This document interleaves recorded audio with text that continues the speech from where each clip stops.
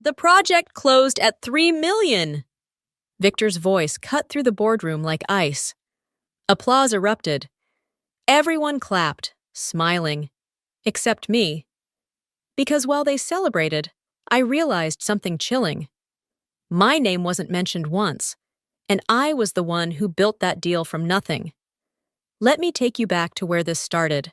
Before the betrayal, before the boardroom silence, and long before I understood just how disposable loyalty could be. My name is Samantha Rhodes, and I've been a senior project director at Norview Technologies for 12 years.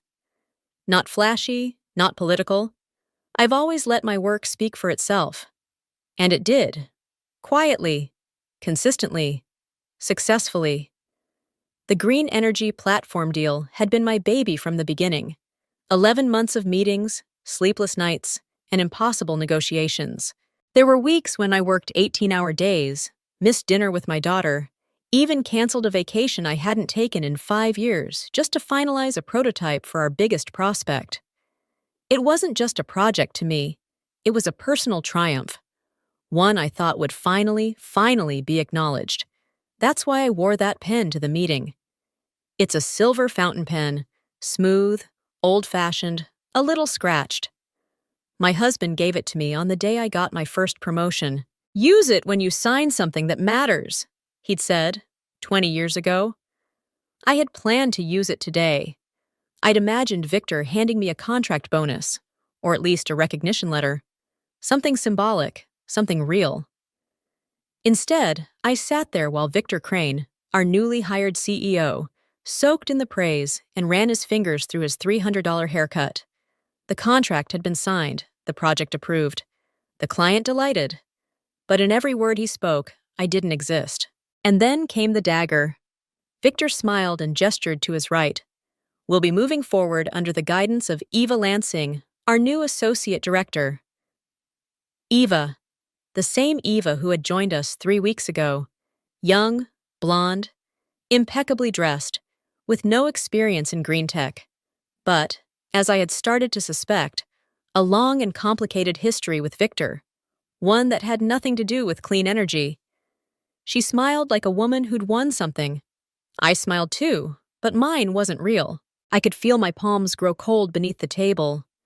I clenched the pen inside my purse like it was the only thing anchoring me to the moment. Because what was happening wasn't just an oversight. It was a surgical erasure. I was being cut out, completely and deliberately. I didn't speak during the meeting. Not because I was weak, but because I knew something Victor didn't. Clients don't fall in love with spreadsheets or titles. They fall in love with people, with trust, with time. And I had been the one they trusted. When the meeting ended, I walked quietly back to my office. Not defeated, but alert. I wasn't going to beg. I wasn't going to protest. I was going to watch. I was going to wait. And then I was going to remind them all, what happens when you cut out the heartbeat of a deal and think the machine will still run? I sat alone in my office for a long time after that meeting. I didn't cry. I didn't rage. I just stared at the pen in my hand. This little piece of metal that had once meant progress, respect, and growth. Now, it felt like a relic from a different lifetime. There was no official email, no written announcement, just a quiet wave of whispers that spread through the floor by mid-afternoon. Eva was the new face of the Green Spring Project. And I was no longer anything at all. I kept working that day, answering emails, finalizing deliverables. I did it not because I owed them, but because I needed time. Time to understand how far this betrayal reached, and more importantly, who was part of it. That evening, I requested a meeting with HR. Not formally, just a coffee chat with Diane, someone I'd mentored years ago. She looked uncomfortable, hesitant. "Samantha," she said gently, "I probably shouldn't be saying this, but Victor's been pushing restructuring since his first week. He's looking for a younger strategic vision." His words! I raised an eyebrow. So this wasn't about my performance? She bit her lip. "He's calling it realignment of leadership. And well, he's making sure the budget reflects that, including incentive redistribution. Incentive redistribution. That was code for cutting me out of the profit pool. I nodded slowly. And the Greenspring deal? She sighed. He's trying to categorize it as a team effort, no individual bonuses. That's when it hit me. This wasn't just about sidelining me. It was about erasing my ownership. He didn't want to reward the person who made the deal happen. He wanted to rewrite history, one where he and Eva appeared as the masterminds. That night I drove home in silence, the kind of silence that holds 1,000 unsaid things. My daughter Chloe had waited up for me. She was 19, blunt and smarter than I ever gave her credit for. "You look like someone stole your thunder," she said, handing me a cup of tea. I gave her a half smile. "They tried." She paused, watching me. "Let me guess. Your new boss took credit for your work, and some Barbie in heels got the spotlight." I blinked. "How did you—" "Mom, it's corporate. It's always like that." I laughed, the sound bitter in my own ears. But she wasn't wrong. Still, I wasn't ready to become a cautionary tale. The next morning, I got in early. I reread every clause in my original contract. I checked my email logs with the client. I documented timelines. I even printed out copies of all my meeting notes, because if they wanted a paper trail, they were going to get one. What Victor hadn't considered was that people like me don't just walk away. We watch, we listen, and when the moment is right, we act. That afternoon, as I was organizing files, my phone buzzed. A name flashed across the screen, the last name I expected. Ellen Myers, Senior VP of Strategic Development at Core Unity. The client, the $3 million client. I picked up the call. Her voice was low, measured. "Hi, Samantha. I just received a confusing update from your company. It says you're no longer on the project." "Is that true?" I froze. My fingers gripped the pen again. "Yes," I said quietly. "That's true." A pause. "Well, I have a problem with that. I think you and I should talk, privately." I met Ellen Myers the following morning at a quiet little cafe near her office, a place she chose deliberately, away from boardrooms and buzzwords. I arrived 10 minutes early, out of habit. She arrived 5 minutes early, out of intent. "Samantha," she said warmly, sliding into the booth across from me. "I'm so glad you agreed to meet." "So am I," I replied, though the knot in my stomach hadn't untangled since she called. She didn't bother with pleasantries. "I need to ask you something directly," she said, leaning in. "Did you step away from the Greenspring project voluntarily?" I shook my head. "No, I was replaced." "Why?" I hesitated. There was no elegant way to say it. "Because I'm not part of the narrative Victor Crane wants to sell." She exhaled sharply. "That's what I thought." What she said next nearly made me drop my coffee. "We signed that deal because of you. You built the trust. You solved the prototype issue. You even flew to Denver last minute to calm down our compliance team. Victor, Eva, they weren't in the room when it mattered." I blinked, stunned. That trip to Denver had nearly cost me my health. I'd had a fever. I'd taken 2 Tylenols and powered through. Now hearing her say that, it was overwhelming. Too much. Too unexpected. "I'm not just angry," Ellen continued. "I'm insulted. They sent me a new liaison this week, Eva. She didn't know basic figures. She couldn't explain the timeline. She smiled a lot and threw around buzzwords like synergy and vertical integration, as if that would make up for her ignorance." I couldn't help it. I let out a small, breathy laugh. "That sounds exactly right." Ellen's face softened. "I've seen this before. Powerful women who do the heavy lifting, only to be swept aside when it's time to cut the ribbon. It's insulting and exhausting." Her words hit deeper than I expected, because she was right. It wasn't just about me. It was about all of us who had been told to make space when the reward came around. I felt the heat rise in my chest, not from shame, but from a slow, simmering anger that finally had clarity. "So what now?" I asked, my voice steady. Ellen leaned back and folded her arms. "I want to offer you something, not out of pity, because I'm a businesswoman first. I want someone competent, committed, and who knows my company inside and out." She paused. "I want you to come on as an independent advisor, directly to us. You'd work with our internal integration team, same compensation package, possibly more." I stared at her. Independent? Not through Norview? That wasn't just a job offer. That was a shift in power. I began, but she held up a hand. "Take a few days. I know this isn't easy." But Victor made a mistake. He underestimated how loyal clients are when they're treated with respect. I nodded slowly. "Thank you, Ellen. Really, that means more than I can say." We stood up to leave, and she squeezed my arm gently. Sometimes, the best revenge is simply being seen. As I walked back to my car, my mind spun. The bitterness from the boardroom, the insult of being replaced, the sleepless nights, they all began to sharpen into something new. Resolve. I pulled out my phone and sat in the driver's seat for a moment. I didn't cry. I didn't scream. Instead, I smiled, for the first time in days. That night, I opened my laptop and created a private folder titled Plan B. I reviewed every contact I had from the Green Spring project. Every email, timeline, deliverable. I compiled them into a timeline that made one thing painfully clear. I had been the backbone of the deal. They didn't just try to push me out. They tried to rewrite the truth. And that, more than anything, lit the fire inside me. The next morning, Eva strutted past my office in a pencil skirt too tight for comfort, and a confidence that wasn't hers.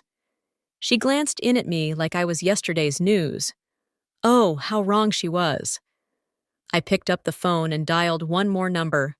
Not to Ellen, to someone else. To someone I hadn't spoken to in years, but who owed me a favor. And just like that, the next piece of my quiet little war fell into place. The number I dialed belonged to Naomi Trask, an old colleague from my early consulting years. She was now the senior compliance officer at Elridge Capital, one of Norview's largest financial backers. We hadn't spoken in almost 5 years, not since we'd both fought tooth and nail to prevent a merger that would have buried dozens of mid-level jobs. She won. I lost. But we respected each other for how we played the game. Now I needed her. She picked up on the third ring. "Samantha?" "Hi, Naomi. I need 15 minutes and your discretion." There was a pause, then a chuckle. "You never call unless something's on fire." "I'm listening." I laid it out, clean and simple. No drama, just facts. The project, the removal, the blatant attempt to reassign credit, and the most important detail of all, the client's growing frustration. "You're telling me Norview's about to jeopardize a $3 million rollout with Core Unity because they pushed out the deal lead to install what? A LinkedIn model with no credentials?" "That's the short version," I said, lips tight. She let out a sharp breath. "Wow, that's not just reckless. That's suicidal." Exactly. Naomi didn't offer me a solution, but she didn't need to. I knew how the world she lived in worked. She only had to ask the right questions during her next financial review call with Norview's board. And knowing Naomi, she would. After we hung up, I sat back and closed my eyes. God, it felt good to move again. Not in bitterness, but in strategy. The next 2 days were quiet, almost eerily so. I went through the motions at work while tracking the slow burn I'd just ignited. Then, on Wednesday morning, it happened. Victor canceled our department's weekly check-in. No explanation, just a one-line email sent at 6:07 a.m. "Team, this week's check-in is postponed. We'll reschedule." Postponed? That never happened. Victor loved those meetings. They were his personal stage. Something was rattling him. That same day, Diane from HR pinged me with a cryptic message. "Something's up. Naomi's name came up in the boardroom this morning.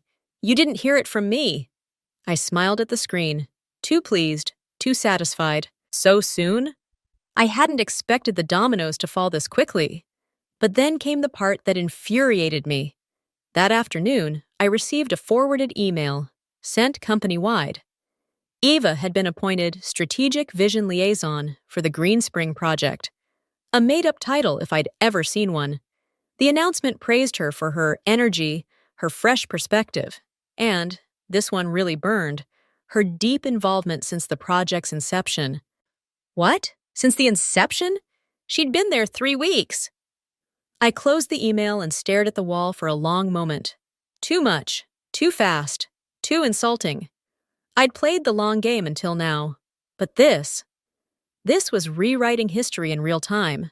Fine. If they wanted a story, I'd give them one. That night I wrote a short, polite email to Ellen Myers. Just one sentence. "You might want to take a closer look at today's company announcement regarding Greenspring, specifically the credentials of their new liaison." Then I sent a second email, not to a client, to a friend I'd once helped prep for a panel at the Wall Street Journal's Women in Tech conference, who now happened to work in PR for one of the most watched B2B tech newsletters in the country. Because if Norview wanted visibility, I was going to give it to them. On my terms. By Friday morning, the ripple had become a wave. I woke to 3 new messages, 2 from former colleagues I hadn't spoken to in months, and 1 from Ellen Myers. Hers was brief, but direct. "Thank you. I'll handle it from here." And handle it she did. By 11 a.m., Norview's executive floor was in chaos.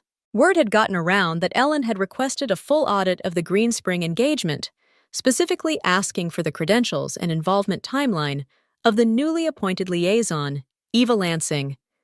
She had copied 2 partners, 3 attorneys, and, most damning of all, their procurement integrity officer. Victor's carefully crafted illusion was unraveling, one email thread at a time. Meanwhile, Naomi had done her part too. Elridge Capital scheduled an emergency performance risk evaluation call with Norview's board. And though I didn't hear it firsthand, Diane messaged me afterward. Victor looked like someone had poured cold coffee down his suit. Too perfect. That afternoon, I stepped out for air, walking past the break room just in time to hear Eva's voice. Sharp, flustered, defensive. "They're coming after me like I did something wrong." I didn't lie. Victor told me to say I'd been part of it from the beginning. A beat, then silence. "Too late, Eva. You played dress-up in someone else's role, and the costume never fit." I walked by without a word, but oh, how satisfying it was to witness the beginning of the end. But the real thunderclap came not from a boardroom, but from a blog. The newsletter my PR contact worked for, Tech Pulse Strategy Weekly, ran a story on invisible architects in tech projects. The centerpiece of the article? An anonymous source describes being replaced at the height of a multi-million-dollar contract by someone with the right look but none of the qualifications. The client refused to cooperate unless the original lead was reinstated. The article ends with a quote, "Corporate memory is short, but clients remember who shows up for the hard parts." My phone buzzed nonstop for hours. The piece went semi-viral on LinkedIn. Comments poured in, stories like mine, frustrations from other women, and even support from former clients who recognized the tone of what had been done to me and had likely experienced it too. Too real, too common, too powerful to ignore.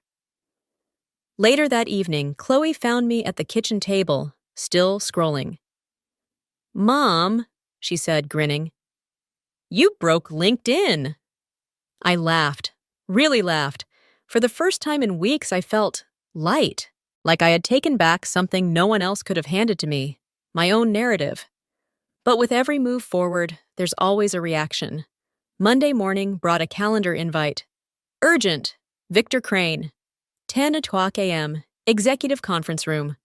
No details, No agenda, just tension. I walked in calmly, wearing the same navy blue blazer I'd worn the day I closed Greenspring.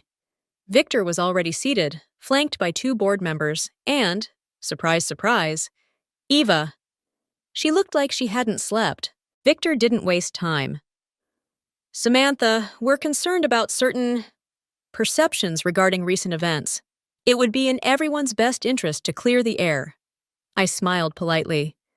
Happy to help. Which part would you like me to clarify? The project I led? Or the silence I kept while others took credit? A pause. A twitch in his jaw. Eva looked like she wanted to disappear. One board member, an older gentleman I didn't recognize well, leaned forward. Miss Rhodes, would you be open to sharing your documentation of involvement in the Greenspring deal? Would I? I already had it printed, tabbed, and waiting in my briefcase. I pulled it out and handed it over without hesitation. Of course, I said. Transparency is in everyone's best interest. The board member flipped through my documentation with practiced eyes. He didn't ask questions. He didn't need to. The timeline was too detailed, the emails too clear, the truth too undeniable. Victor sat stiffly across the table, his fingers laced together, his jaw tight.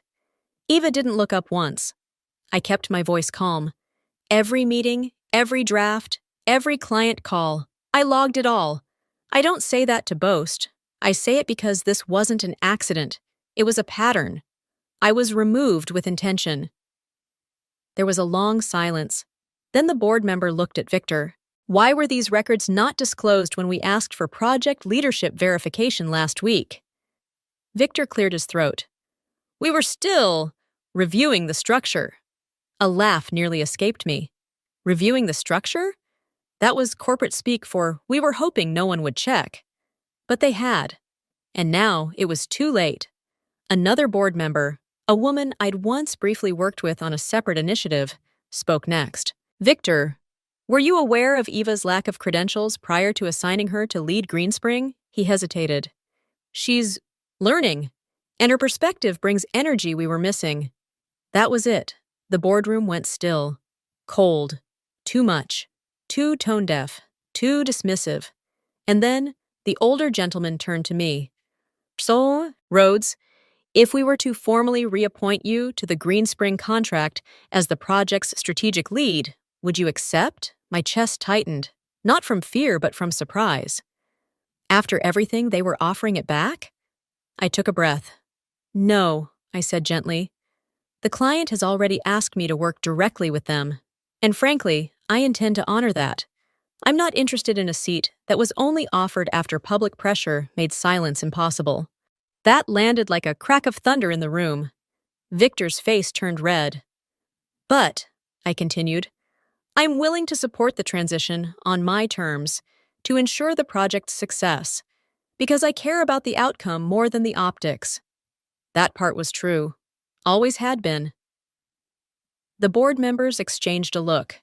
Then one of them nodded. We respect that, Ms. Rhodes, and we thank you for your integrity. We'll be initiating an internal review of executive project assignments, effective immediately. Translation: Victor was on thin ice. As I stood to leave, Eva finally looked up. There was something in her eyes, regret maybe, or just the shock of having the facade stripped away. Either way, it was too little, too late. I left the boardroom feeling lighter, not vindictive, not triumphant, just clear. I hadn't screamed, I hadn't begged, I hadn't played dirty. I had simply told the truth and waited for it to do what truth always does when given room. Expose. Correct. Rebalance. That evening, Ellen called. You handled that beautifully, she said. Did I? I asked. Oh, yes. Quiet power is still power, Samantha. I smiled, and for the first time, I believed it. 2 weeks later, I walked into Core Unity's downtown office, not as a vendor, not as a desperate employee hoping to reclaim a stolen seat, but as a trusted advisor with a contract that bore only one name at the top, mine. There was no fanfare, no red carpet, Just quiet recognition and a new desk near the window overlooking the skyline. It was more than enough. Ellen greeted me with a knowing smile. "This feels right," she said, handing me a welcome folder. "It always should have been this way." I nodded. It just took the long way around. The first days were steady, honest, productive. I met with engineers, marketing leads, and finance. Not once did I need to assert authority. They listened because they remembered. They trusted me because I had earned that trust, not demanded it. Back at Norview, the aftermath continued. Victor was transitioned out with a vague press release full of corporate euphemisms. Eva quietly resigned a few days later. No one was surprised. Diane from HR sent me a note. "They thought you'd disappear quietly. Instead, you stood still and let the truth echo." That line stayed with me. Because I hadn't gone to war. I hadn't shouted, threatened, or burned bridges. I had simply refused to be erased. One afternoon, as I left a team session, a junior analyst approached me, early 20s, nervous, eyes full of admiration. "I read that Tech Pulse article. I think it was about you. If it wasn't, it still felt like it was." I smiled. Maybe it was. Maybe it was about all of us. She nodded. "I just wanted to say, it gave me courage." That moment meant more than any title ever had. I had always believed that loyalty mattered, that showing up every day and doing the works was enough. But sometimes, silence isn't strength, it's permission. And when the system is built to silence the right voices, refusing to disappear becomes the most radical act of all. Message and call to action. 100 words. Samantha's story is a reminder that not all victories are loud, and not all power wears a suit. Sometimes, the most courageous thing you can do is hold your ground when someone tries to push you out of your own legacy. Have you ever been sidelined for something you built? Has your quiet effort ever been taken for granted, or worse, rewritten by someone louder but less deserving? We'd love to hear your story, because somewhere out there, someone else needs to know they're not alone. Share your experience in the comments, and let's make sure quiet strength is never mistaken for weakness again.